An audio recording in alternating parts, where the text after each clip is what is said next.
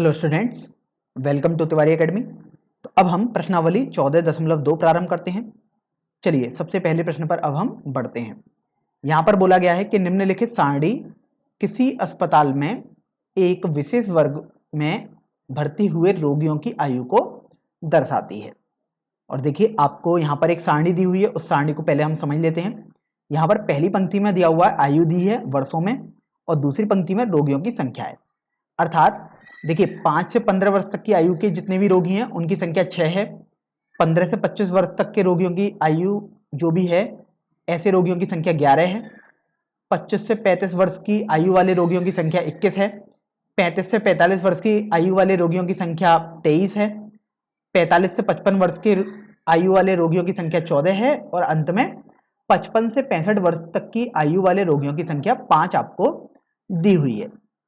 फिर देखिए आपको आगे दिया हुआ है कि उपरोक्त आंकड़ों के बहुलक और माध्य ज्ञात कीजिए। दोनों केंद्रीय प्रवृत्ति की मापों की तुलना कीजिए और उनकी व्याख्या कीजिए। तो देखिए सबसे पहले तो आप ये समझिए कि आपको बहुलक और माध्य ज्ञात करने हैं, और फिर बोला दोनों केंद्रीय प्रवृत्ति की मापों की तुलना कीजिए। तो देखिए सबसे पहले तो यहां पर हम समझ लें कि केंद्रीय प्रवृत्ति की माप अगर आप निकालेंगे तो आपके पास 3 आते हैं, क्योंकि ये आपने थ्योरी में पढ़ा है। केंद्रीय प्रवृत्ति की माप कि आपके पास 3 होते हैं, एक होता है माध्य, एक होता है बहुलक, और तीसरा केंद्रीय प्रवृत्ति की माप होता है माध्य का। तो यहां पर आपको तीनों माप नहीं निकालनी है, यहां पर आपको केवल माध्य और बहुलक निकालने को बोला गया है और उनकी तुलना करने को बोला गया है, और उनकी व्याख्या करनी है, अर्थात बताना है कि आखिर वो किस किस बात को दर्शाते हैं। तो यहां पर देखिए सबसे पहले हम माध्य को निकालेंगे। तो माध्य को निकालने के लिए आपने सीखा था कि 3 मेथड होते हैं, लेकिन सबसे सरल विधि हम यहां पर यूज करेंगे, जो कि हमारे पास थी प्रत्यक्ष विधि। तो हम प्रत्यक्ष विधि का उपयोग करेंगे। उसके लिए सबसे पहले हम एक सारणी बना लेते हैं। तो अब देखिए हमने यहां पर सारणी तो बना ली है। अब इस सारणी के 4 स्तंभ हैं, तो उनको हम सबसे पहले बता देते हैं कि आखिर कौन सा स्तंभ किसको प्रदर्शित कर रहा है। तो देखिए पहला स्तंभ हम लिख देते हैं आयु को प्रदर्शित कर रहा है। ध्यान रखें आयु आपके पास वर्षों में दी गई है। फिर आपको देखिए रोगियों की संख्या है, तो मैं इसको यहां पर लिख रहा हूं, क्योंकि जो रोगियों की संख्या है वही तो एक तरीके से बारंबारता हो जाएगी, तो आप इसको FI करके लिख देंगे। अब चूंकि आपको x भी निकालना होता है, लेकिन आपने देखा जो आयु थी वो आपके पास सिंपल एक वर्ष ना होकर अंतराल लिखी हुई है, इसलिए अब आप XI अलग से निकालेंगे और इस वाले चौथे स्तंभ में आप लिखेंगे FI इंटू XI, अर्थात FI और XI का गुणा। तो यहां पर देखिए जो जो आपको डाटा दिया हुआ है, सबसे पहले आप उस पॉइंट्स को यहां पर लिख लेंगे इस सारणी में। तो पहला है आपके पास आयु 5 से लेकर 15 वर्ष तक की, फिर लिखा है 15 से 25, 25 से लेकर 35 वर्ष तक की आयु फिर दी हुई थी, 35 से लेकर 45, 45 से लेकर 55 और 55 से लेकर 65। फिर आप देखो रोगियों की संख्या आपको यहां से दी हुई है। तो देखो 5 से 15 वर्ष तक की आयु वाले रोगी 6 हैं, तो आपने यहां पर 6 लिख दिया। इसी तरीके से 15 से 25 वर्ष तक की आयु वाले रोगी 11 हैं, तो आप यहां पर 11 लिख दीजिएगा। आप देख रहे हैं 25 से 35 वर्ष तक की आयु वाले रोगी 21 हैं। 35 से 45 वर्ष तक की आयु वाले रोगी 23 हैं। 45 से 55 वर्ष तक की आयु वाले रोगी 14 हैं। 55 से 65 वर्ष तक की आयु वाले रोगियों की संख्या 5 है। तो देखिए जो जो डाटा अभी तक आपने को दिया हुआ था वो आपने लिख दिया यहां पर। अब आप यहां पर देखिए XI आपको निकालना होगा। अब यहां से देखिए XI आपने सीखा था कि ये निम्न सीमा प्लस उच्च सीमा बटे 2, कुछ इस तरीके से इसका फॉर्मूला होता है। तो देखिए यहां पर मैं पहला भाग निकाल देता हूं, 5 प्लस 15 बटे 2 आएगा, क्योंकि निम्न सीमा 5 और उच्च सीमा 15 है, तो इन दोनों का योगफल बटे 2, तो देखो 20 बटे 2 अर्थात 10 आ गया। इसी तरीके से आप देखो 15 प्लस 25 बटे 2 निकालोगे अर्थात 40 बटे 2, तो ये 20 आ जाएगा। यहां पर ये आपके पास 30 आ जाएगा। 35 प्लस 45 बटे 2 40 आ जाएगा। 45 प्लस 55 अर्थात 100 बटे 2 50 आ गया। और 55 प्लस 65 अर्थात 120 बटे 2 60 आ जाएगा आपके पास। तो आपने देखिए XI भी निकाल लिया और FI भी निकाल लिया है। अब FI XI अर्थात FI का XI से आप बार बार गुणा करेंगे। तो देखिए 10 का गुणा 6 से करेंगे तो 60 आ गया। 20 का गुणा 11 से करेंगे तो 220 आ जाएगा। 30 का गुणा 21 से करेंगे तो 630 आ जाएगा, क्योंकि 21 गुणा 3 63 होता है और 0 आपने लगा दिया। देखिए 23 का गुणा 40 से करना है तो 23 चौका कर दो आप पहले, तो 92 आ गया और अंत में आप 0 लगा देंगे, ये 0 लगा हुआ है। 14 का 50 में गुणा करोगे अर्थात 14 पंजे 70 और 0 लगा दिया। 5 गुणा 6 करोगे तो 30 आ गया और ये जो एक्स्ट्रा 0 है आप इसको यहां पर लगा देंगे। तो यहां पर आप देखिए आप एफ आई को पूरा लिख चुके हैं, तो सिग्मा एफ आई अर्थात सभी रोगियों की संख्या निकाल लो उस अस्पताल में। तो यहां से सभी रोगियों की संख्या अगर आप निकालोगे, इसका मतलब कुल बारंबारता निकाल ले हो, तो देखो 11 और 6 17 है और 21 आपके पास 38 हो गया, 38 और 23 61 हो जाएगा, 61 और 14 है 75 आ गया और 5 80 आ गया। इसका मतलब कुल रोगियों की संख्या आपके पास 80 है और आपको सिग्मा एफ आई एक्स आई निकालना होगा, अर्थात इन सभी मानों का योगफल। तो देखिए ये तो आपके पास इकाई का अंक 0 आ गया, 6 और 2 8 और 3 11 है और 2 13 है और यहां पर 1 हासिल का, 2 और 1 3 और 6 9 और 9 18 और 7 25 और 3 28।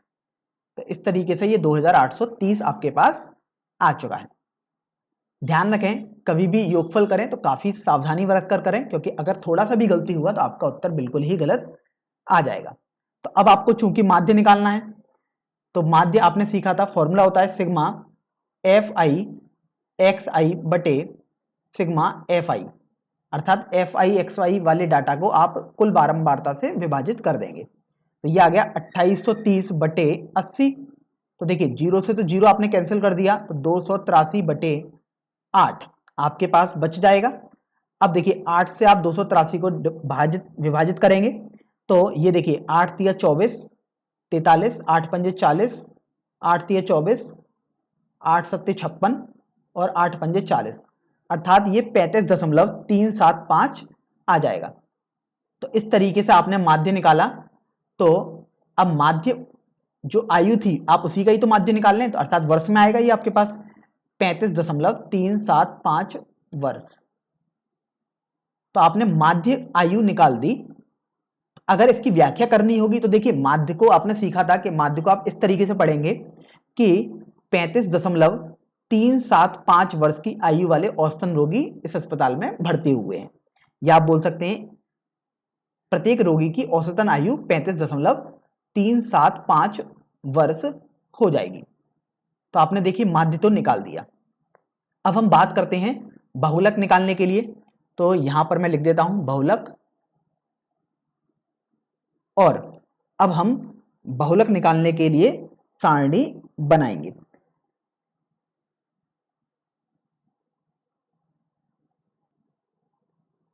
अब देखिए अगर हम सारणी ना भी बनाए तब भी हम इसको कर ही सकते हैं, क्योंकि इसमें तो केवल आपको फॉर्मूला लगाना आना चाहिए। तो सबसे पहले आप ये देखेंगे कि जो आपने अभी माध्य के लिए सारणी बनाई है उसमें सबसे अधिक रोगी किस वर्ष की आयु वाले अंतराल के हैं। तो यहां पर आप देख रहे हैं कि जो 5 से 15 वर्ष तक की आयु वाले रोगी केवल 10 हैं, सॉरी केवल 6 हैं। 15 से 25 वर्ष तक की आयु वाले रोगी केवल 11 हैं। 25 से 35 वर्ष तक की आयु वाले रोगी 21 हैं और 35 से 45 वर्ष तक की आयु वाले रोगी 23 हैं। तो आप देख रहे हैं ये एक ऐसा अंतराल है जिस अंतराल में सबसे ज्यादा रोगी 23 विद्यमान हैं। तो आपको ये अंतराल मिल गया जिसे 35 से 45 वर्ष तक की आयु वाला रोग का अंतराल आपको मिल चुका है। तो यहां पर आप ये देखिए बहुलक वर्ग या बहुलक वर्ग अंतराल भी आप बोल सकते हैं। तो मैं यहां पर लिख देता हूं बहुलक वर्ग अंतराल, ये आपको मिला है 35 से लेकर 45। अब आप यहां पर ये देखो जो निम्न सीमा है आपके पास, ये वर्ष में था, जो निम्न सीमा है वो तो 35 वर्ष की है इस अंतराल में। तो निम्न सीमा इसको आप L बोलते हैं, तो L आपके पास 35 हो गया। फिर आप ये देखते हैं कि आखिर इस वर्ष के जो रोगी हैं उन रोगियों की संख्या कितनी है। तो स्वाभाविक सी बात है आपने वही छांटे जो सबसे ज्यादा हैं, तो ये आपके पास 23 मिले हैं, तो इसको आप F1 बोल देंगे। तो आपके पास F1 अर्थात 23 आ चुका है। तो यहां पर आप इसे ऐसे भी लिख सकते हो अगर समझना चाहोगे, तो बहुलक वर्ग की बारंबारता है ये। तो ये बहुलक आएगा आपके पास कि बारंबारता, F1 आ गई 23। अब यहां से आप ये देखिए कि जो इस बहुलक वर्ग की बारंबारता है 23, उससे पहले वाली जो बारंबारता होती है 21 और जो उसके बाद वाली बारंबारता होती है 14, इसको हम नाम दे देते हैं। तो देखिए जो 21 होती है इसको हम F0 नाम देते हैं और 14 को हम F2 नाम देंगे। तो देखिए F0 आपके पास यहां से आ गया 21 और F2 आपके पास 14 आ गया है। यहां से स्वाभाविक सी बात है कि ये वर्ष में होंगे, सॉरी F0 ये तो बारंबारता है तो ये वर्ष में नहीं होंगी, तो ये तो 21 और 14 ऐसे ही रहेंगी क्योंकि ये तो रोगियों की संख्या थी। अगर आप इसको समझना चाहेंगे हिंदी में कि आखिर क्या लिखा है ये, तो F0 को आप लिख सकते हो बहुलक वर्ग से ठीक पहले वाले वर्ग की बारंबारता। तो यहां से आप समझ में आ गया होगा आपको कि बहुलक वर्ग तो 35 से 45 था, तो इससे ठीक पहले आप देखिए आपके पास बहुलक वर्ग 25 से 35 है तो उसकी बारंबारता 21 हो गई। इसी तरीके से F2 लिखोगे बहुलक वर्ग के ठीक बाद वाले वर्ग की बारंबारता अर्थात 14। तो आप यहां पर भी इसको भाषा में लिख सकते हैं बहुलक वर्ग के ठीक बाद वाली वर्ग की बारंबारता, F2 14 आ गया। अब आप यहां पर देखिए जो भी आपके पास अंतराल चल रहा है उस अंतराल में देखिए 10 का अंतर चल रहा है। जैसे आप देखो 15 में से 5 घटाओगे तो 10, 15 और 25 के बीच में भी 10 का अंतराल है, 35 में से 25 घटा के देख सकते हैं आप 10 ही आएगा। तो यहां पर आपके पास वर्ग अंतराल जो चल रहा है वो 10 आ चुका है। तो वर्ग अंतराल इसको हम h से दर्शाते हैं, तो ये आपके पास 10 है। अब यहां पर आप इस बात को ये ध्यान रखें, वर्ग अंतराल बोल सकते हैं या वर्ग माप भी बोल सकते हैं। तो यहां पर मैं वर्ग अंतराल की माप करके बोल देता हूं। आपके कोर्स में अर्थात आपकी परीक्षा में हमेशा ऐसे ही प्रश्न आएंगे जहां पर वर्ग अंतराल की माप सभी में समान ही रहेगी। तो अब ये देखो जब आपने ये सभी मान निकाल लिए तो फिर बहुलक का फॉर्मूला आपके पास होता था जो कि आपको कंठस्थ भी होना चाहिए। बहुलक निकालने का फॉर्मूला था L plus F1 minus F0 बटे 2F1 minus F0 minus F2 गुणा H। ये आपके पास फॉर्मूला होता था बहुलक निकालने का। ये फॉर्मूला ध्यान रखें आपको कंठस्थ होना ही चाहिए। अब देखिए इस फॉर्मूले में हम मान निकालेंगे तो हमारे पास बहुलक का मान आ जाएगा। तो चलिए अभी हम मान रखते हैं। तो देखो बहुलक निकालेंगे तो L मतलब हमने देखा था सबसे अधिक बारंबारता वाले वर्ग की निम्न सीमा थी। तो देखो 35 से 45 वाले वर्ग का सबसे अधिक बारंबारता था तो उसकी निम्न सीमा 35 थी, तो आपने L यहां पर देखो अलग से निकाल के रख लिया था 35। तो L आपके पास 35 हो गया प्लस, अब देखिए F1 आपके पास 23 है माइनस F0, तो आप देखो वो भी आपने लिख दिया है 21 बटे देखो 2 गुणा F1 अर्थात 2 गुणा 23 आप करोगे तो आपके पास 46 हो गया माइनस F0 21 माइनस F2 मतलब 14 गुणा H मतलब वर्ग अंतराल की माप 10। ये आपके पास आ चुका है। तो अब ये देखो आप गणना करोगे तो यहां तो देखिए 35 ही रहा प्लस 23 में से 21 अगर आप घटाओगे तो 2 बचेगा बटे देखो 46 में से 21 घटाएंगे तो 25 बचेगा और 25 में से 14 घटाएंगे तो आपके पास 11 बचेगा और 2 गुणा 10 भी है तो ये मैं 20 कर देता हूं एक बार में ही। तो यहां से देखो 35 प्लस अब 20 बटे 11 आप इसको हल कर लीजिएगा पहले। तो यहां पर यदि हम इसको हल करें तो देखो 11 एकम 11 9 बचेगा हासिल का तो 90, 11 अट्ठे 88, फिर आपके पास बचेगा 20, फिर 1 बचा, फिर 8, कुछ इस तरीके से आपके पास चलता ही रहेगा। तो यहां से आपको ये मिल गया 1.8। हमने एक अंक तक लिखा है केवल दशमलव के बाद। तो इस तरीके से आपने बहुलक देखा तो 35 प्लस 1.8 अर्थात 36.8 आपके पास आ गया। लेकिन ये तो अभी गणना के रूप में आया, लेकिन अगर हम प्रश्न के कॉन्टेक्स्ट में देखें तो आपको बहुलक अर्थात रोगियों की आयु आई है तो 36.8 वर्ष आपके पास बहुलक आ गया है। अब यहां पर बात आती है कि आखिर बहुलक को हम कैसे पढ़ते हैं, कि आखिर बहुलक का मतलब क्या होता है। तो देखिए बहुलक का मतलब होता है सबसे अधिक। जैसे अब आप यदि बोलोगे तो बहुलक 36.8 आया, इसका मतलब आप बोलेंगे कि सबसे अधिक रोगियों की संख्या 36.8 वर्ष की है, या आप बोल सकते हैं अधिकतम रोगी 36.8 वर्ष की आयु वाले होंगे। तो इस तरीके से आपने देखिए माध्य भी निकाला 35.375 वर्ष और बहुलक भी निकाला 36.8 वर्ष।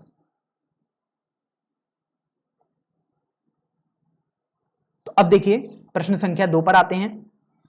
यहां पर बोला गया है कि निम्नलिखित आंकड़े 225 बिजली उपकरणों के प्रेक्षित जीवन काल जो कि घंटों में दिए हुए हैं की सूचना देते हैं। अर्थात आपके पास जो बिजली के उपकरण है उनका जीवन काल अर्थात ये दिया हुआ है कि आखिर वो कितना चलते हैं या कितना काम सही करते हैं। तो देखिए जीवन काल घंटों में पहली पंक्ति में डाटा दिया हुआ है और बारंबारता का द्वितीय पंक्ति। बारंबारता अर्थात बिजली के उपकरणों की संख्या। तो यहां देखो आपको एक तरीके से अगर हम इसको समझें तो दिया हुआ है कि 0 से 20 घंटे तक केवल 10 उपकरण चलते हैं, 20 से 40 घंटे तक केवल 35 उपकरण सही काम करते हैं, 40 से 60 घंटे तक केवल 52 उपकरण सही काम करते हैं, 60 से 80 घंटों तक केवल 61 उपकरण सही काम करते हैं, 80 से 100 घंटे तक केवल 38 उपकरण सही से काम करते हैं और अंत में डाटा दिया हुआ है कि 100 से 120 घंटे तक सही से काम करने वाले उपकरणों की संख्या 29 है। फिर देखिए आपको यहां पर दिया हुआ है कि उपकरणों का बहुलक जीवन काल ज्ञात कीजिए। तो बेसिकली आपको बहुलक निकालना है। अब बहुलक जीवन काल का मतलब यह हुआ कि जो बहुलक की मात्रक होगा तो वो देखिए घंटों में है, तो बहुलक क्या हुआ, बेसिकली जीवन काल हुआ। तो इसलिए बहुलक जीवन काल आपको बोल दिया गया है। इनडायरेक्टली आपको यह समझ में आता है कि आपको बहुलक निकालना है।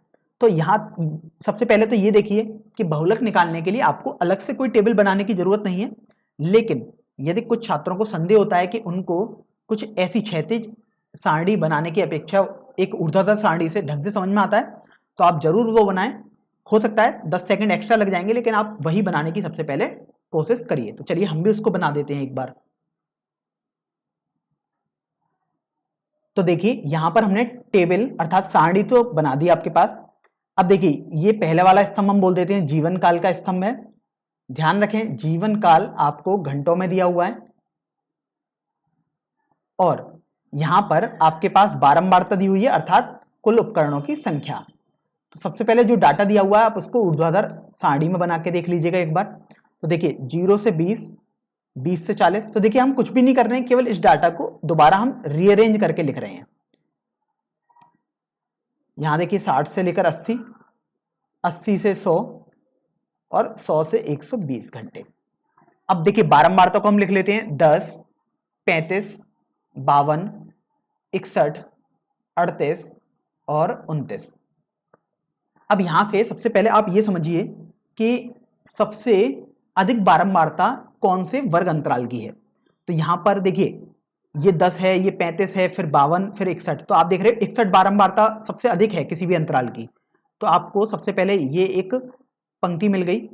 तो यहां पर सबसे अधिक बारंबारता वाला वर्ग अंतराल आपको मिल गया है। तो बहुलक वर्ग अंतराल, देखिए बहुलक वर्ग अंतराल हम इसलिए बोलते हैं क्योंकि सबसे ज्यादा बारंबारता इसी की मिल रही है, इसलिए बहुलक करके हम बोल देते हैं। तो ये 60 से लेकर 80 आपको मिल गया। ध्यान रखें ये घंटों में है। अब जो इस वर्ग अंतराल की सबसे निम्न सीमा होती है वही एल कहलाती है। तो एल आपके पास देखिए 60 आ चुका है। फिर आपने देखा था कि जो सबसे बारंबारता होती है जो इस अंतराल की उसको हम F1 बोलते हैं। तो F1 61 आ गया। अब यदि आप फॉर्मूला लाएंगे तो उसमें F0, F2 और H और यूज होगा। तो देखिए F0 निकालेंगे तो F0 आपने देखा था कि इस बहुलक से पहले वाले वर्ग अंतराल की बारंबारता, तो ये आपके पास F0 हो जाएगी। तो F0 आपके पास यहां से 52 हो गई। और फिर आपने देखिए पढ़ा था कि इस बहुलक वर्ग अंतराल के ठीक बाद वाले बहुलक वर्ग अंतराल की बारंबारता को हम F2 बोलते हैं। तो आपके पास F2 आ गया है 38। अब बात करते हैं कि जब आपने सभी पॉइंट निकाल लिए तो केवल अब आपके पास वर्ग अंतराल की माप या वर्ग माप रह गई है। तो ध्यान रखें आपके पाठ्यक्रम में केवल वही प्रश्न है जिनमें वर्ग माप सभी बराबर रहनी चाहिए। तो देखो सभी की वर्ग माप अर्थात इनके बीच में डिफरेंस देखो या देखो कि कितना अंतराल है। तो आप देख रहे हो सब में 20-20 का अंतराल है। आप देख सकते हो 100 में से 80 घटाओ, 120 में से 100 घटाओ, 80 में से 60, हर जगह 20 आ रहा है। तो वर्ग माप अर्थात आपके पास जो H होगा वो 20 आ चुका है। अब देखिए आपने H, L, F1, F0, F2 सब कुछ निकाल लिया है। अब आप यहां पर बहुलक का फॉर्मूला लगाएंगे। तो देखो बहुलक, ये फॉर्मूला आपने सीखा था जो कि आपको कंठस्थ भी होना चाहिए, L plus F1 minus F0 बटे 2F1 minus F0 minus F2 गुणा H। तो अब ये ध्यान रखें कि सबसे पहले हम गुणा करते हैं तो इस कोष्टक का गुणा सबसे पहले आप H से करेंगे, तब आप L के साथ जोड़ेंगे, क्योंकि कुछ छात्र इसमें गलती कर देते हैं, तो इसलिए आप यहाँ पर कोष्टक लगा सकते हैं ताकि आपको ध्यान रखे पहले H का गुणा करना है। तो अब यहाँ पर देखिए सभी मान हम लगाएंगे, तो L का मान तो आपके पास 60 है, तो आपने 60 लगा दिया, प्लस आप देखिए F1 का मान आपके पास 61 है, तो आप लिख सकते हैं 61 माइनस F0 का मान 52 बटे, अब देखिए 2F1 है अर्थात 2 गुणा 61, तो ये आपके पास 122 आ गया, माइनस F0 मतलब 52 माइनस F2 मतलब 38 गुणा H अर्थात 20 आपने लिख दिया यहां से। तो अब आप ये देख रहे हैं कि आपके पास 60 तो ऐसे ही रहा, प्लस 61 में से यदि आप 52 घटाएंगे तो आपके पास 9 बचेगा, तो आपने यहां पर 9 लिख दिया बटे, अब देखो सबसे पहले ऋणात्मक वालों को जोड़ोगे तो 52 और 38 मिलकर 90 हो जाएगा, तो 122 में से 90 अगर आप घटाओगे तो 32 आ गया, गुणा 20 आपके पास रहा। तो यहां से देखो सबसे पहले कोशिश करें जितना ज्यादा सरल हो सके, तो देखिए ये 10 हो जाएगा, 2 से कैंसिल करेंगे ये 16 हो गया, फिर देखिए ये 2 से कैंसिल करेंगे तो 5 हो गया, और ये 2 से कैंसिल करेंगे तो 8 आ गया, तो आपके पास आ गया 60 प्लस 9 गुणा 5 अर्थात 45 बटे 8। तो आप फिर 45 बटे 8 को निकाल लीजिएगा जल्दी से, तो देखिए 60 प्लस 8 से 45 को यदि हम डिवाइड करेंगे तो 8 पंजे 40, और फिर आपके पास 8 छिंग 48, 8 दूनी 16 और 8 पंजे 40, तो 5.625 आ जाएगा। तो इस तरीके से अगर आपको बहुलक निकालना है तो अब आप इनको जोड़ दीजिएगा, तो यहां से आपके पास बहुलक जीवन काल, क्योंकि अभी हम प्रश्न के हिसाब से कर रहे हैं सॉल्व, तो उसमें तो जीवन काल था बेसिकली, तो ये आ जाएगा 65.625। अब यहाँ पर चूंकि आपको मात्रक भी लिखना होगा हमेशा, तो ये घंटे आ गया क्योंकि जीवन काल घंटे ही था। इसका मतलब आपके पास आंसर आ गया 65.625 घंटे। और यदि आप इस आंसर को अपनी भाषा में समझना चाहें या पढ़ना चाहें तो अब आप पढ़ेंगे कि 65.625 घंटे सबसे ज्यादा बिजली उपकरणों का जीवन काल हो जाएगा। चलिए अब प्रश्न संख्या 3 पर बढ़ते हैं। यहां पर इस प्रश्न में बोला गया है कि निम्नलिखित आंकड़े किसी गांव के 200 परिवारों के कुल मासिक घरेलू व्यय के बंटन को दर्शाते हैं। इन परिवारों का बहुलक मासिक व्यय ज्ञात कीजिए और साथ ही माध्य मासिक व्यय भी ज्ञात कीजिए। तो यहां पर आप ये देखो कि आपको बोला गया है कि 200 परिवार हैं गांव के, उनकी कुल मासिक घरेलू व्यय के बंटन है जो सारणी में बेसिकली दिया हुआ है। अब यहां से आप ये देखिए कि आपको बोला गया था कि बहुलक मासिक व्यय भी आपको बताना है और माध्य मासिक व्यय भी आपको बताना है। तो आपने देखा कि आपके पास 3 केंद्रीय प्रवृत्ति की माप होती है, बहुलक, माध्य और माध्यिका। तो यहां पर आपको बहुलक और माध्य ज्ञात करना है। तो देखिए सबसे पहले हम बहुलक ज्ञात करेंगे, तो यहां पर बहुलक के लिए हम लिख देते हैं कि आखिर हम सबसे पहले बहुलक ज्ञात कर रहे हैं। तो यहां पर आप देखो कि आपको जो सारणी दी हुई है ये एक ऊर्ध्वाधर सारणी दी हुई है, तो यहां पर अलग से सारणी बनाने की अभी जरूरत नहीं है बहुलक निकालने में। तो अब आप ये देखिए कि सबसे ज्यादा बारंबार तक कब पहुंच रही है, बारंबारता अर्थात परिवार की संख्या। तो देखो ये 24 है, 40, 33, 28, 30, 22, 16 तथा 7। तो आप देख रहे हैं सबसे बड़ी संख्या तो यहां पर 40 है। इसका मतलब ये जो वर्ग अंतराल है 1500 से 2000 और ये 40, तो आपने इस वाली पंक्ति को देखिए मैंने पीले से दर्शा दिया ताकि हमें ध्यान रहे कि हमें ये वर्ग अंतराल लेना है। तो यहां पर आप सबसे पहले अभी ये भी समझ लो कि आखिर ये सारणी कैसे कैसे समझाएगी अपने को या क्या क्या कह रही है। तो यहां पर आपको बोला गया है कि 1000 से लेकर 1500 रुपए व्यय करने वाले 24 परिवार हैं, 1500 से लेकर 2000 रुपए तक खर्च करने वाले परिवारों की संख्या 40 है। जिन परिवारों का खर्चा 2000 से 2500 रुपए के बीच में आता है ऐसे परिवार 33 हैं। 2500 से 3000 रुपए खर्च करने वाले परिवारों की संख्या 28 है। 3000 से 3500 रुपए तक खर्च करने वाले परिवार 30 हैं। जो परिवार 3500 से 4000 रुपए खर्च करते हैं वो 22 हैं। 16 परिवार ऐसे हैं जो 4000 से 4500 रुपए तक खर्च कर देते हैं, और 7 परिवार ऐसे हैं जो 4500 रुपए से लेकर 5000 रुपए मासिक खर्च करते हैं। तो यहां पर आपको ये तो समझ में आ गया कि 1500 से लेकर 2000 जो व्यय वाले परिवार हैं वो सबसे ज्यादा हैं और उनकी संख्या 40 है। तो यहां से सबसे पहले आपको बहुलक का वर्ग अंतराल मिल गया है, जो कि आपके पास 1500 से लेकर 2000 तक आया है। तो आपने देखा था जब भी आपको बहुलक का वर्ग अंतराल मिल जाए तो आप सीधे एल निकाल सकते हैं। एल अर्थात लो या लोएस्ट बोल सकते हैं या लोअर बोल सकते हैं, मतलब निम्न, हिंदी में हम बोलेंगे मतलब निम्न सीमा। तो देखिए निम्न सीमा आपके पास इस वर्ग अंतराल की 1500 हो गई, तो एल का मान 1500 हो गया। फिर आपने देखा था जो ये बारंबारता होती है इसी को हम F1 बोलते हैं, तो आपके पास F1 आ गया 40। फिर आपने सीखा था कि जो इससे पहले वाली वर्ग अंतराल होगा उसकी बारंबारता को आप F0 बोलेंगे, अर्थात F0 आपके पास 24 हो गया। और जो बहुलक वाली वर्ग अंतराल था उसके बाद वाली वर्ग अंतराल की बारंबारता को आप F2 बोलेंगे, अर्थात आपके पास F2 आ गया 33 के बराबर। अब आपने ये कर लिया तो अब आप ये देखो कि आपको एक मान निकालना और रह गया है जो कि वर्गमाप अर्थात H है। तो वर्गमाप H आपने देखा था कि जो भी अंतराल है उनके बीच में कितना अंतर है वो आपको निकालना है। तो आप देखो 1000 से लेकर 1500 तक का अंतराल बीच में देखोगे तो 500 का गैप है, 1500 से लेकर 2000 के बीच में देखोगे तो 500 का गैप है। तो हर जगह आप देख रहे हो 500 का वर्गमाप आ रहा है बेसिकली, तो H का मान आपके पास 500 हो जाएगा। तो जब आपने ये निकाल लिया तो अभी आप यहां पर बहुलक का फॉर्मूला लगाएंगे जो कि आपको कंठस्थ भी होना चाहिए। तो देखिए बहुलक का फॉर्मूला होता था L plus F1 minus F0 बटे 2F1 minus F0 minus F2 गुणा H। तो यहां पर देखिए मैंने मंझला कोष्ठक लगा दिया ताकि समझ में रहे कि H का पहले हमें गुणा करना है। तो देखिए सभी मान जो यहां पर लिखे हुए हैं इस फॉर्मूले में वो हमने पहले निकाल चुके हैं, अब केवल हमें मान रखना रह गया है। तो देखिए L का मान 1500 प्लस F1 आपके पास देखिए 40 है माइनस F0 24 है बटे 2 इंटू F1 अर्थात 2 गुणा 40 मतलब 80 हो गया, माइनस F0 24 हो गया, माइनस F2 का मान 33 आ गया है, गुणा H अर्थात वर्गमाप 500 आ गया।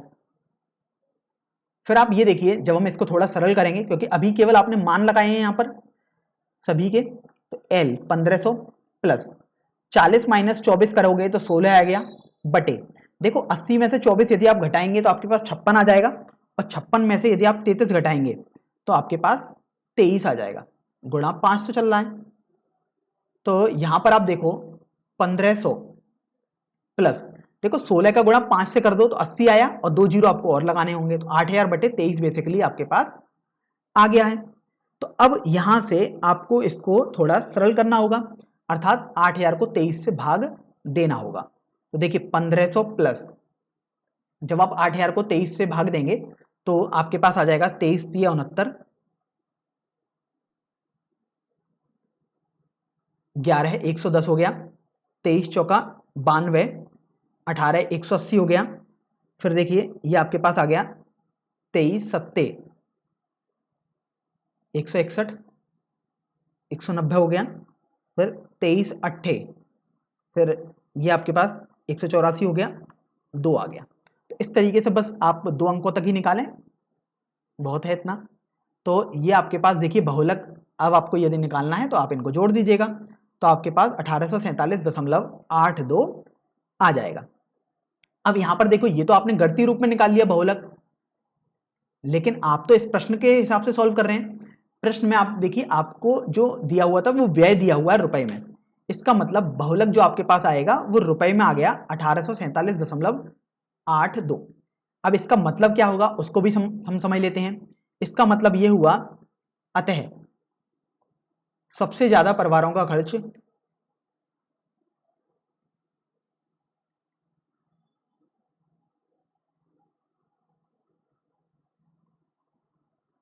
का व्यय लिख देता हूं 1847.82 रुपए होगा।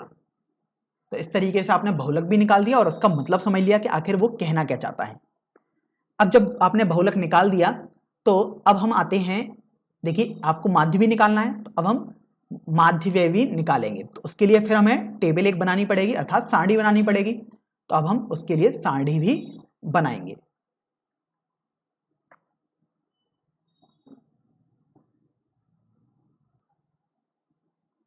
तो अब देखिए आपने एक सारणी तो बना ली है। अब हम उसमें स्तंभों को नाम दे देते हैं कि आखिर कौन सा स्तंभ किस बात को प्रदर्शित कर रहा है।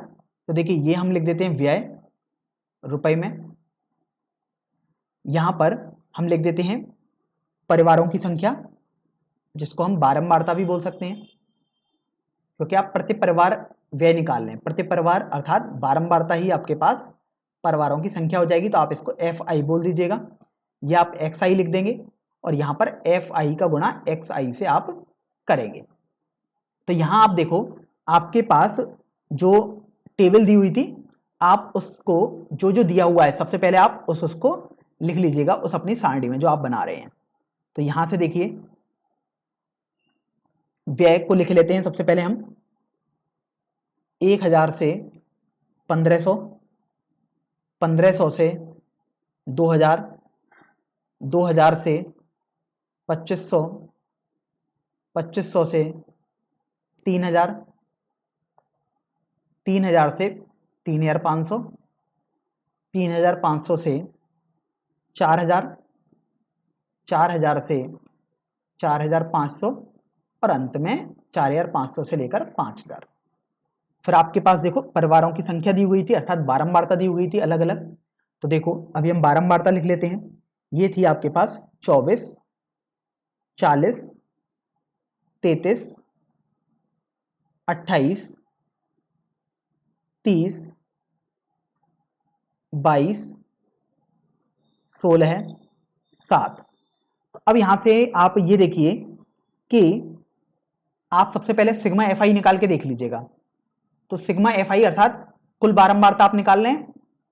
तो देखो 24 और 40 मिलकर 64 हो गया, और 33 97, और 28 आपके पास 125 हो गया, 125 और 30 155 हो गया, 155 और 22 177 हो गया, और 16 193 और 7 200 आ गया। तो इस तरीके से कुल परिवारों की संख्या अर्थात कुल बारंबारता आपके पास 200 आ गई है। तो आप देख भी सकते हो कि आपको प्रश्न में दिया भी हुआ भी था कि 200 परिवारों के कुल मासिक व्यय का आपको सारणी दी हुई थी। अर्थात आपको यहां से ये समझ में आ गया कि आपने जो जोड़ा है इन सभी को वो सही जोड़ा है। अब हम एक्स आई निकालते हैं। तो एक्स आई आपने सीखा था कि निम्न सीमा प्लस उच्च सीमा बटे 2 होता है। तो देखो 1000 प्लस 1500 बटे 2 अर्थात 2500 बटे 2 आ जाएगा। तो या आप इसे बोल सकते हैं 1225। इसी तरीके से आप ये देखो, सॉरी 2500 बटे 2 अर्थात 1250 आएगा आपके पास। तो 1250 हो गया। 1500 प्लस 2000 बटे 2 अर्थात 3500 बटे 2, तो 1750 आ गया। फिर यहां पर आप देखो 2000 प्लस 2500 बटे 2 अर्थात 4500 बटे 2, तो ये आप देखो आपके पास आ जाएगा 2250। यहां पर फिर आप देखिए आपके पास आ जाएगा ये 2750। फिर ये देखिए 3000 से लेकर 3500 इनका जो मीन लोगे अर्थात एक्स आई निकालोगे 3000 प्लस 3500 बटे 2 अर्थात 6500 बटे 2, ये आपके पास 3250 आ गया। यहां देखिए ये आपके पास 3750 आ जाएगा। फिर देखिए 4250 आएगा यहां पर, और यहां पर आपके पास 4750 आ जाएगा। तो आपने देखिए सभी मानों को अर्थात एक्स आई को तो निकाल लिया। अब हम धीरे धीरे गुणा करेंगे एफ आई का एक्स आई से। तो यहां पर आप देखो 1250 का 24 में गुणा करेंगे। तो हाँ कुछ जगह आपको गणना करने में थोड़ी कठिनाई हो सकती है, जटिल हो सकता है, लेकिन देखिए गणना बहुत ही सरल तरीका होता है गणना करने का। हो सकता है कहीं कहीं आपको थोड़ा लेंदी हो जाए, कोई बात नहीं, आप इसको रफ में करके देख लीजिएगा। जैसे मैं अभी कर देता हूं जल्दी से। 1250 का यदि आप 24 में गुणा करेंगे तो देखिए ये 24 पंजे 120 आ गया, 12 ये देखो आपके पास 0 और 30, और देखिए ये 0 का मैं यहां पर 0 लगा देता हूं, तो ये 30,000 आ गया। अब देखिए 1750 का 40 में गुणा करना है। अभी हो सकता है बहुत आपको कठिन लगे, लेकिन आप 175 का केवल 4 में गुणा करो और 2 जीरो एक्स्ट्रा बाद में लगा देना। तो 175 का यदि हम 4 में गुणा करेंगे तो आपके पास 700 आ जाएगा और 2 जीरो आप बाद में लगा देंगे, अर्थात इसका मतलब आपके पास ये 70,000 आ गया। अब देखिए इसी तरीके से आप 2250 का 33 में गुणा करोगे तो आप केवल 225 और 33 का गुणा करो, अंत में बस जीरो बाद में लगा देना। तो ये देखो जीरो को हम बाद में लगाएंगे तो 33 पंजे 165 हासिल 16, 33 दूनी 66 और 16 82 हासिल 8, 33 दूनी 66 और 8 74 और अंत में आपने जीरो लगा दिया तो 74,250 हो गया। इसी तरीके से आप देखो 2750 का गुणा अब आप 28 से करोगे तो 2750 के बजाय अब आप 275 का गुणा 28 से करो, अंत में आप एक एक्स्ट्रा जीरो लगा देना। तो देखो ये आपके पास आ जाएगा 28 पंजे 140 14 है। इस तरीके से आप आगे सोचेंगे तो ये आएगा आपके पास जीरो और ये 77 आ गया और अंत में आपने जीरो लगा दिया।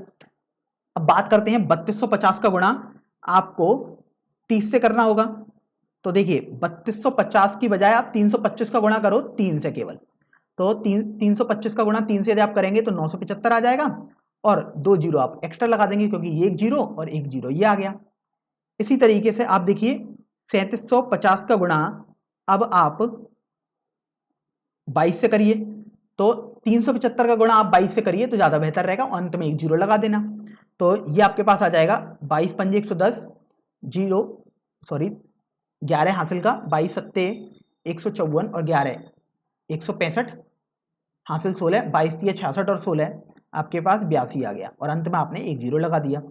इसी तरीके से बात करते हैं आप 4250 का 16 में गुणा करोगे तो ये आप देखो 425 का आप 16 में गुणा करो तो ये आपके पास आ जाएगा 16 पंजे 80 8 16 दूनी 32 और 8 40 जीरो 4 हासिल का 64 और 4 68 तो 68,000 आ गया। बेसिकली गुणा देखिए आपको करना है, थोड़ा प्रैक्टिस करिए कि आप जल्दी जल्दी गुणा कर पाए। अब अंत में आप 4750 का 700 गुणा करो तो मैं 7 का गुणा कर देता हूं 475 से और अंत में जीरो लगा दूंगा। तो देखिए ये आपके पास आ जाएगा 7 पंजे 35 3 हासिल का 7 49 और 3 52 2 5 हासिल का 7 28 और 5 33 और अंत में आपने एक जीरो लगा दिया। तो इस तरीके से आपने एफ आई एक्स आई के सभी अलग अलग मान ज्ञात कर लिए। अब चूंकि आपने अलग अलग मान ज्ञात कर लिए तो अब आप सिग्मा एफ आई एक्स आई निकालेंगे, इसका मतलब इन सभी मानों का आप योगफल निकालेंगे। तो देखिए योगफल हम कर लेते हैं। तो देखिए इकाई का अंक जीरो आएगा, फिर देखिए दहाई वाला अंक यहां पर देखिए केवल 5 आएगा और 5 ये 10 मिलकर जीरो आ गया, मतलब एक हासिल का, तो 1 और 2 3 और 5 8 और 5 13 और 2 15, फिर दोबारा एक हासिल का 1 और 4 5 और 7 12 और 7 19 और 2 21 और 8 29 और 3 32, 3 हासिल का 3 और 3 6 और 7 13 और 7 20 और 7 27 और 9 36 8 44 और 6 50 और 50 और 3 53। इस तरीके से आप देखिए आपके पास ये आ गया 5,32,500। तो आपने सिग्मा एफ आई एक्स आई भी निकाल दिया जो कि 5,32,500 आ गया। तो अब आपको चूंकि माध्य निकालना है तो माध्य आपके पास आ गया सिग्मा एफ आई एक्स आई बटे सिग्मा एफ आई, क्योंकि ये आपके पास फॉर्मूला है। अब देखिए सिग्मा एफ आई एक्स आई अर्थात आप लिख दो 5,32,500 बटे 200। तो देखो दो जीरो से ये दो जीरो कट गए आपके पास, तो आपके पास बचा 5,325 बटे 2। अब देखिए 2 से भाग करना तो काफी आसान है, चलिए कर देते हैं। तो ये 2 दूनी 4 2 छिंग 12 2 छिंग 12 2 दूनी 4 5, तो ये देखिए आपके पास आ जाएगा 2,662.5। अब यहां पर आप ये देखो कि ये तो गणितीय रूप में आपके पास आ गया, लेकिन आपको तो जो माध्य निकालना है वो मासिक व्यय का माध्य निकालना है, अर्थात जो इसका मात्रक आएगा वो इसका मात्रक रुपए में आ जाएगा। तो इस तरीके से माध्य मासिक व्यय वो आपने निकाल दिया जो कि 2,662.5 रुपए आया है। या आप इसको ऐसे पढ़ सकते हैं कि प्रति परिवार औसतन मासिक व्यय 2,662.5 रुपए हो जाएगा। अब देखिए हम प्रश्न संख्या 4 की तरफ बढ़ते हैं। प्रश्न संख्या 4 में बोला गया है कि निम्नलिखित बंटन भारत के उच्चतर माध्यमिक स्कूलों में राज्यों के अनुसार शिक्षक विद्यार्थी अनुपात को दर्शाता है। इन आंकड़ों के बहुलक और माध्य ज्ञात कीजिए, और आपको आगे बोला गया है कि दोनों मापकों की व्याख्या कीजिए। तो देखिए सबसे पहले हम इस सारणी को समझ लेते हैं कि आखिर ये सारणी क्या कहना चाह रही है। तो आपको प्रश्न में बोला भी गया कि शिक्षक विद्यार्थी अनुपात को दर्शा रही है ये वाली सारणी। जैसे आप ये देखो कि प्रति शिक्षक विद्यार्थियों की संख्या 15 से 20 जिन प्रदेशों में है, ऐसे प्रदेशों की संख्या या राज्यों की संख्या 3 दी हुई है। जिन प्रदेशों में शिक्षक विद्यार्थी अनुपात, या आप बोल सकते हैं एक शिक्षक पर 20 से 25 विद्यार्थी पढ़ते हैं, ऐसे राज्यों की संख्या 8 है। एक शिक्षक जहां 25 से 30 विद्यार्थियों को पढ़ा रहा है, ऐसे विद्यार्थियों की संख्या 9 है। एक शिक्षक जहां औसतन 30 से 35 विद्यार्थी पढ़ा रहा है, ऐसे राज्य या संघीय क्षेत्रों की संख्या 10 है। 35 से 40 विद्यार्थियों की संख्या प्रति शिक्षक जहां पर है, ऐसे राज्यों की संख्या 3 है। जहां शिक्षक 40 से 45 विद्यार्थियों को एक साथ पढ़ा रहा है, ऐसे राज्यों की संख्या 0 है, अर्थात कोई भी राज्य ऐसा नहीं है। ना ही प्रति शिक्षक 45 से 50 विद्यार्थियों की संख्या वाला कोई भी राज्य है। और अंत में जहां प्रति शिक्षक 50 से 55 विद्यार्थी पढ़ते हैं, ऐसे राज्यों की संख्या या संघीय क्षेत्रों की संख्या 2 आपको दी हुई है। तो यहां से आपको ये तो समझ में आ गया कि आखिर ये सारणी क्या कहना चाह रही है। अब यहां पर आप देखो, आपको बहुलक और माध्य ज्ञात करना है। तो देखिए सबसे पहले हम बहुलक निकाल लेते हैं। तो यहां पर हम लिख देते हैं कि हम सबसे पहले बहुलक निकाल रहे हैं। तो देखिए बहुलक निकालने के लिए आपने सीखा था कि आप सबसे पहले वो वाला वर्ग अंतराल देखेंगे जहां पर बारंबारता सबसे अधिक होगी। तो आप देख रहे हो बारंबारता अर्थात राज्य क्षेत्रीय संख्या, राज्य संघीय क्षेत्रों की संख्या। तो देखो ये 10 सबसे अधिक बारंबारता मिल रही है। आप देख लो 3, 8, 9, 10, 3, 0, 0, 2 में सबसे ज्यादा 10 ही है। तो 10 वाला वर्ग अंतराल 30 से 35 हो गया। तो यहां से तुरंत आपको यह समझ में आया कि जो बहुलक वर्ग अंतराल है वो 30 से 35 वर्ष का 30 से 35 प्रति शिक्षक विद्यार्थियों की संख्या वाला हो गया। अब आपने ये देखा था कि जो इस बहुलक वर्ग अंतराल की सबसे निम्न सीमा होगी उसी को हम एल बोलते थे। तो निम्न सीमा आपके पास एल आ गई 30, और जो बारंबारता होती थी इस वर्ग अंतराल की अर्थात F1 उसको हम 10 बोल देते थे। तो ये आपके पास F1 आ गया 10। फिर आपने सीखा था कि इससे पहले वाली जो बारंबारता होती थी, या आप समझ लो इससे पहले वाले वर्ग अंतराल की बारंबारता जो कि यहां पर 9 है, इसको हम F0 बोलते थे। और जो बहुलक वर्ग अंतराल है उसके बाद वाले वर्ग अंतराल की बारंबारता अर्थात जो ये 3 लिखा है इसको हम F2 बोलते थे। तो आपने F0 पता कर लिया जो कि 9 है, और F2 पता कर लिया जो कि 3 है। अब हम आगे बढ़ते हैं। तो आगे आपको बस एक वर्ग माप और रह गया है निकालने को। तो वर्ग माप भी देख लेते हैं। वर्ग माप को हम H से प्रदर्शित करते थे। तो वर्ग माप दर्शाता है कि आखिर वर्ग अंतराल में कितना कितना अंतर है। तो देखिए 15 से 20 के बीच में 5 का अंतर है। 20 से 25, 25 से 30, आप कोई भी वर्ग अंतराल दे सकते हैं, हर जगह 5 का अंतर आपको दिखाई दे रहा है, अर्थात वर्ग माप H आपके पास 5 हो जाएगा। तो अभी हम देखिए बहुलक निकालना है। तो अभी हमने सभी मान तो लिख लिए जो जो हमें बहुलक के फॉर्मूले में यूज होते हैं। तो अब हम केवल फॉर्मूला लिखते हैं। सबसे पहले बहुलक, ये आपको फॉर्मूला कंठस्थ भी होना चाहिए। L प्लस ये होता था F1 माइनस F0 बटे 2F1 minus F0 minus F2, और बाद में आप H का गुणा कर देंगे। तो देखिए मैंने मंझला कोष्ठक लगा दिया, अर्थात ध्यान रहे कि हम H का पहले गुणा करें फिर हम L में जोड़ें सबको। तो L का मान 30 है प्लस F1 आप देख सकते हो 10 है। तो ये 10 माइनस 9 हो गया बटे 2 गुणा F1 अर्थात 2 गुणा 10 तो 20 आ गया, minus F0 minus F2 into H अर्थात 5 आपने ये लिख दिया यहां पर। तो अभी आप ये देखो कि यहां से 10 में से 9 घटाओगे तो 1 बचेगा, और 20 में से 9 घटाओगे तो 11, और फिर 3 घटाओगे तो 8 बचा। तो ये बचा 30 प्लस 1 बटे 8 गुणा 5, या आप लिख सकते हो 30 प्लस 5 बटे 8। तो सबसे पहले आप 8 से इस 5 में भाग दे दीजिएगा। तो ये देखो आपके पास आ जाएगा 0.6, क्योंकि 8 6 48 होते हैं। 2 20, 8 दूनी 16, 8 पंजे 40। तो ये आपके पास आया 30 प्लस 0.625, अर्थात देखो जब आप इनको जोड़ोगे तो आपके पास आ जाएगा 30.625।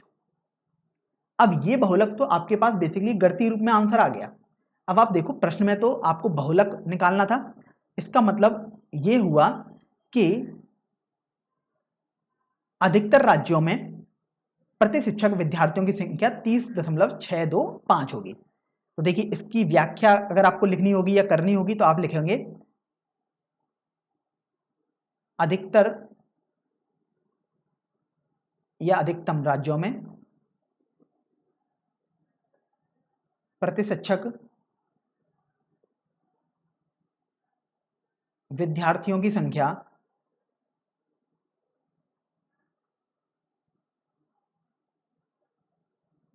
30.625 होगी। तो इस तरीके से आपने बहुलक का मतलब भी समझ लिया और यहां पर ज्ञात भी कर दिया है।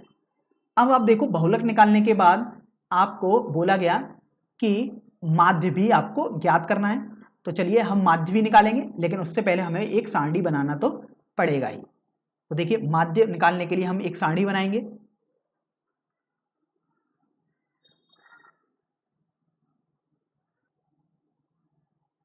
तो अब देखिए हमने सारणी तो बना ली, अब हम स्तंभों में लिख देते हैं कि आखिर कौन सा स्तंभ किसको प्रदर्शित करता है। तो ये था प्रति शिक्षक विद्यार्थियों की संख्या। दूसरा वाला स्तंभ xi लिख देते हैं। तीसरा वाला स्तंभ ये आपके पास राज्यों या संघीय क्षेत्रों की संख्या थी, तो मैं राज्य की संख्या लिख देता हूं यहां पर, जो कि बारंबारता का काम करेगी अर्थात fi, और यहां पर हम fi गुणा xi अर्थात fi xi लिख देते हैं। तो देखिए सबसे पहले जो जो आपको प्रश्न में सारणी में दिया हुआ था आप उसको सबसे पहले उतार लीजिएगा। तो यहां पर आपको दिया हुआ था प्रति शिक्षक विद्यार्थियों की संख्या 15 से लेकर 20, फिर यहां पर दिया हुआ था 20 से 25, 25 से 30, 30 से 35, 35 से 40, 40 से 45, 45 से 50 और अंत में 50 से 55। फिर आपको राज्यों की संख्या अर्थात बारंबारता दी हुई थी हर किसी की, तो यहां पर बारंबारता लिख देते हैं 3, 8, 9, 10, 3, 0, 0, 2। अब यहां पर देखो जो जो प्रश्न में दिया था आपने उतना तो लिख दिया। अब बात आती है xi निकालने को। तो xi निकालने के लिए आपने सीखा था निम्न सीमा प्लस उच्च सीमा बटे 2 होता है। तो मैं यहां फॉर्मूला पहले लिख देता हूं, फिर हम एक निकाल कर आपको दिखाएंगे, फिर आप बाकी सब निकाल सकते हैं। जैसे यहां पर देखो 15 प्लस 20 बटे 2 आ जाएगा अर्थात 35 बटे 2, तो 17.5 आ गया। इसी तरीके से आप देखो 20 प्लस 25 बटे 2 आ जाएगा, इसको भी मैं कर देता हूं एक बार। देखो ये आपके पास 45 बटे 2 अर्थात 22.5 आ गया। इसी तरीके से 25 प्लस 30 बटे 2 आप करोगे तो 55 बटे 2 अर्थात 27.5 आ जाएगा। यहां पर आपके पास 32.5 आ गया, यहां आएगा 37.5। आप देखिए कोई सा भी कर सकते हैं, आपके पास यही मान आएंगे। 40 और 45 को जोड़कर बटे 2 करेंगे तो आपके पास 42.5 आ जाएगा। इसका xi निकालोगे तो ये आपके पास 47.5 आ जाएगा और यहां पर आपके पास 52.5 आ जाएगा। तो अभी आपने देखिए सभी का मान तो निकाल लिया xi में। अब यहां पर आप fi का xi से गुणा करेंगे, तो fi वाले स्तंभ में ये रखे हुए हैं अवयव और xi वाले स्तंभ में ये अवयव हैं। तो 17.5 का गुणा आप 3 से करोगे तो आपके पास देखिए ये आ जाएगा 52.5। इसी तरीके से आप देखो 22.5 का गुणा आप 8 से करो तो आपके पास 180 आ जाएगा। अब यहां से आप देखो 27.5 का गुणा 9 से करिए तो 9 पंजे 45, 4 हासिल का 9 गुणा 7 63 और 4 67, 6 हासिल का 9 दूनी 18 और 6 24, 247.5 आया। ये आपके पास देखिए 325 आ गया। 37.5 का गुणा 3 से करेंगे तो 5, 3 सत्ते 21 और 1 22, 2 हासिल का 3 तिरका 9 और 2 11, तो 112.5 आया। देखिए 42.5 का जीरो में गुणा करेंगे तो जीरो सबसे आसान, और देखिए ये भी बहुत आसान ही है, जीरो ही आएगा, गुणा करेंगे। 52.5 का यदि आप गुणा करेंगे 2 में तो 105 आपके पास आ जाएगा। तो यहां से आप ये देखिए कि आपने सिग्मा fi निकाल लेंगे यहां से अर्थात कुल बारंबारता, या आप बोल सकते कुल राज्यों की संख्या। तो यहां से आप देखो 3 और 8 11 है और 9 20 और 10 30 और 3 33 और 2 35, तो आपके पास कुल राज्यों की संख्या अर्थात टोटल जो बारंबारता है वो 35 आ गई है। अब आप यहां पर देखिए सिग्मा एफ आई एक्स आई निकालोगे, इसका मतलब आप इन सभी डाटा का योगफल निकालेंगे। तो देखिए आप देखो दशमलव में 5 आपके पास आएगा, 1 हासिल का आएगा, 1 और 2 3 और 8 11 है, 11 और 7 18 है, 18 और 5 23 और 2 25 और 5 आपके पास 30 आ गया। फिर 3 हासिल का आया, तो देखिए 3 और 5 8, 8 और 1, यहां पर इसको मैं दोबारा कर देता हूं क्योंकि मुझे लग रहा है कुछ गलती हो सकती है। ये आपके पास 5 आया दशमलव, 2 आ गया, 2 10, तो 1022.5 आपके पास सिग्मा एफ आई एक्स आई आ चुका है। अब चूंकि आपको तो माध्य निकालना है, तो यहां से देखो माध्य का आपने फॉर्मूला सीखा था, सिग्मा एफ आई एक्स आई बटे सिग्मा एफ आई। तो देखो 1022.5 बटे 35 आपके पास ये आ गया। अब देखो 35 से भाग देना काफी कठिन है वैसे तो, लेकिन आप 5 से सबसे पहले भाग दो, तो 5 से 7 बार जाएगा।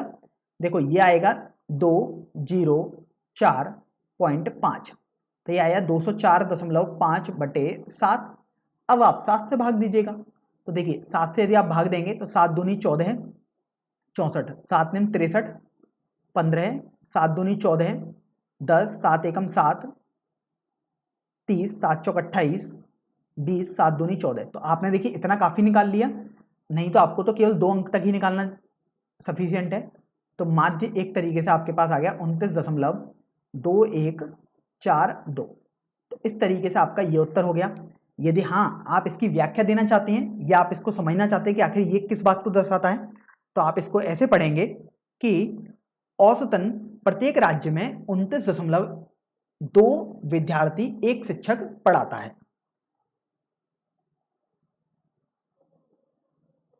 चलिए अब हम प्रश्न संख्या 5 पर आते हैं।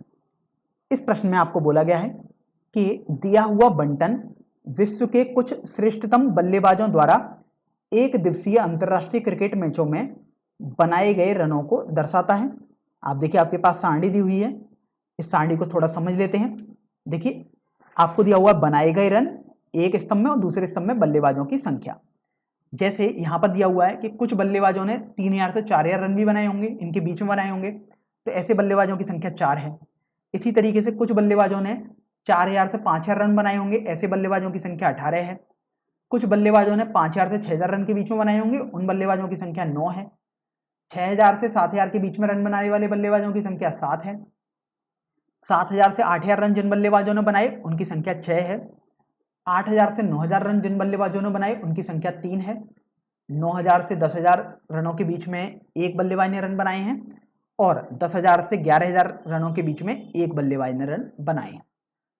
फिर आपको देखिए आगे बोला गया कि इन आंकड़ों का बहुलक ज्ञात कीजिए। तो यहां पर देखिए हमको बहुलक ज्ञात करना है। तो बहुलक ज्ञात करने के लिए सबसे पहले आपने सीखा था कि आपको बहुलक वर्ग अंतराल चाहिए, अर्थात आपको ऐसा अंतराल चाहिए जिसकी बारंबारता सबसे अधिक हो। तो आप यहां पर ये देखो जो बल्लेबाजों की संख्या है यही तो आपके पास बारंबारता हो जाएगी, क्योंकि आप देख रहे हो रन आपको दिए हुए हैं और आपको बोला गया है कितने बल्लेबाज इसको बना रहे हैं, अर्थात आवृत्ति या बारंबारता ही है ये बल्लेबाजों की संख्या। तो आप देख रहे हो सबसे ज्यादा बारंबारता तो 18 है, तो इसके सामने जो वर्ग अंतराल है वो है 4000 से लेकर 5000,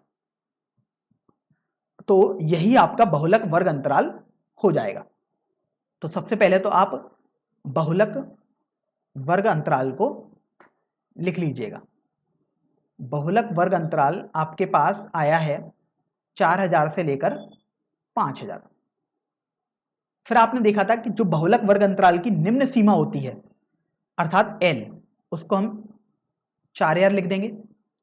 फिर देखिए जो ये आवृत्ति आई है अर्थात बारंबारता आई है इसी को आप F1 बोलते हैं। तो आपको F1 पता लग गया 18 है। जो F0 होती है वो उससे पिछले वाले वर्ग अंतराल या इससे पहले वाले वर्ग अंतराल की बारंबारता होती है अर्थात 4, ये आपके पास F0 आ गई।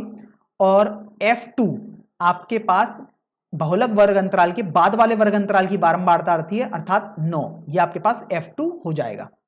तो इस तरीके से आपने देखिए F0 भी निकाल लिया 4 और F2 निकाल लिया 9। अब यहां पर केवल आपके पास H अर्थात वर्ग अंतराल की माप निकालने को रह गया है। तो वर्ग माप मैं लिख देता हूं, जिसको हम H से प्रदर्शित करते हैं। तो वर्ग माप अर्थात आप देखो किसी भी वर्ग अंतराल का अंतर देख लो, अर्थात माप देख लो, तो देखो 1,000 का अंतर आपके पास है, 9,000 से 10,000 में भी 1,000 का अंतर है, 8,000 से 9,000 में भी 1,000 का अंतर है। आप कोई सा भी वर्ग अंतराल देख सकते हैं, तो आपके पास 1,000 का अंतर आ रहा है। इसका मतलब जो वर्ग माप है वो आपके पास 1,000 हो जाएगी। तो यहां से अब चूंकि आपने देखो सभी मान निकाल लिए हैं, तो अब आप बहुलक का फॉर्मूला लगाएंगे। तो ध्यान रखें, बहुलक का फॉर्मूला आपको कंठस्थ होना चाहिए सबसे पहले। तो हम सबसे पहले तो फॉर्मूला ही लिख देते हैं, L plus F1 minus F0 बटे 2F1 minus F0 minus F2 गुणा H। फिर आप ये देखिए यहां से कि L का मान 4,000 है, प्लस F1 18 है, माइनस F0 4 है, बटे 2 गुणा F1 अर्थात 2 गुणा 18 36, माइनस F0 मतलब 4, माइनस F2 मतलब 9 गुणा H अर्थात 1,000 आपने यहां पर लिख दिया। तो ध्यान रखें, पहले आप H का गुणा करेंगे इस कोष्टक में, तब बाद में आप L के साथ जोड़ेंगे। तो यहां पर मैं मंझला कोष्टक लगा देता हूं ताकि आप इसका ध्यान रख सकें। तो देखिए 4,000 प्लस, देखो 18 में से 4 यदि घटाओगे तो 14 आ गया, बटे 36 में से 4 घटाएंगे तो 32 आया, माइनस 9 गुणा 1,000 आपके पास ये चल रहा है। अब आप ये देखो 4,000 प्लस, देखो 32 में से यदि आप 9 घटाएंगे तो 23 आएगा, तो 14 बटे 23 गुणा 1,000 आपने ये लिख दिया। तो अब आप देखो 14 गुणा 1,000, इसको 14,000 लिख सकते हो लिखने को, तो या फिर आप पहले 14 बटे 23 निकाल लो, फिर हम बाद में इसको थोड़ा सरल करेंगे। तो देखिए 14 बटे 23 हम यदि निकालेंगे तो 4,000 तो ये है, 14 बटे 23 यदि आप सॉल्व करोगे तो ये आपके पास आ गया 0.140 में 23 से भाग देंगे तो 23 छिक्का 138, 20 आ जाएगा, 0 तो 200 आया, तो 23 अट्ठे आपके पास ये आ जाएगा। आपको देखिए और निकालने की जरूरत नहीं है, केवल 2-3 अंकों तक आप निकालिए केवल, और 1,000 का गुणा आपके पास चल ही रहा है। चलिए एक अंक और हम निकाल लेते हैं, क्योंकि जब हम 1,000 का गुणा करेंगे तो आपके पास दशमलव समाप्त हो जाएगा। तो एक अंक और निकाल लेते हैं हम, तो 23 अट्ठे 184, 160 आया, तो 23 छिक्के 138 आ गया। तो इस तरीके से देखो ये आपके पास 4,000 प्लस, अब 1,000 का गुणा करोगे तो 0.3 अंक बाद आ जाएगा, तो 608.6 आ गया। तो इस तरीके से ये 4,608.6 आ जाएगा। तो ये आपके पास बहुलक आ गया। अब आप देखो प्रश्न में, ये तो आपका गणितीय रूप से बहुलक आ गया, प्रश्न में आपको बहुलक निकालना था, तो बहुलक बेसिकली अब ये रन हो जाएंगे। तो इसका मतलब जो आपके पास आया है बहुलक, वो आया 4,608.6 रन। अब बहुलक की व्याख्या अर्थात बहुलक क्या दर्शाता है, तो उसको भी हम लिख लेते हैं। इसका मतलब ये हुआ कि बहुलक दर्शाता है कि अधिकतम बल्लेबाजों ने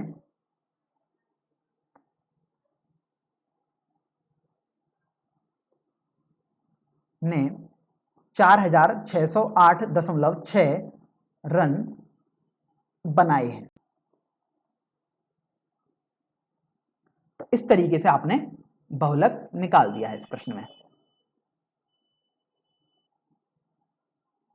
अब हम प्रश्नावली 14.2 का सबसे अंतिम प्रश्न अर्थात प्रश्न संख्या 6 हल करेंगे। चलिए प्रश्न को पढ़ लेते हैं कि आखिर वो क्या कह रहा है। यहां प्रश्न में बोला गया है कि एक विद्यार्थी ने एक सड़क के किसी स्थान से होकर जाती हुई कारों की संख्याएं नोट की और उन्हें नीचे दी गई सारणी के रूप में व्यक्त कर दिया है। फिर देखिए आपको बोला गया कि सारणी में दिया प्रत्येक प्रेक्षण 3 मिनट के अंतराल में उस स्थान से होकर जाने वाली कारों की संख्याओं से संबंधित है। ऐसे 100 अंतरालों पर प्रेक्षण आपसे लिए गए हैं, तो इन आंकड़ों का बहुलक ज्ञात कीजिए।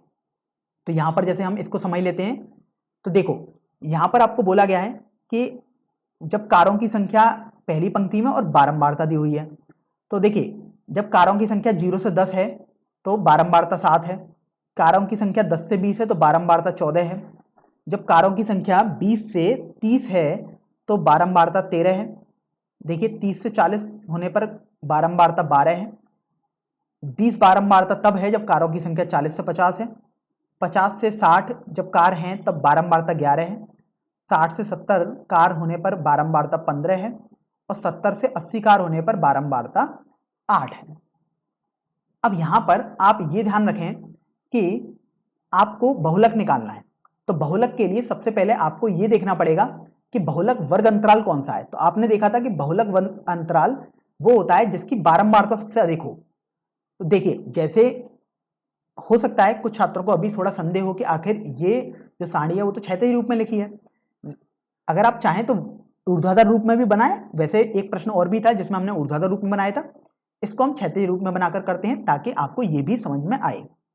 तो देखो सबसे अधिक बारंबारता आप देख रहे हैं ये 20 वाला जो अवयव है इसकी सबसे अधिक बारंबारता है।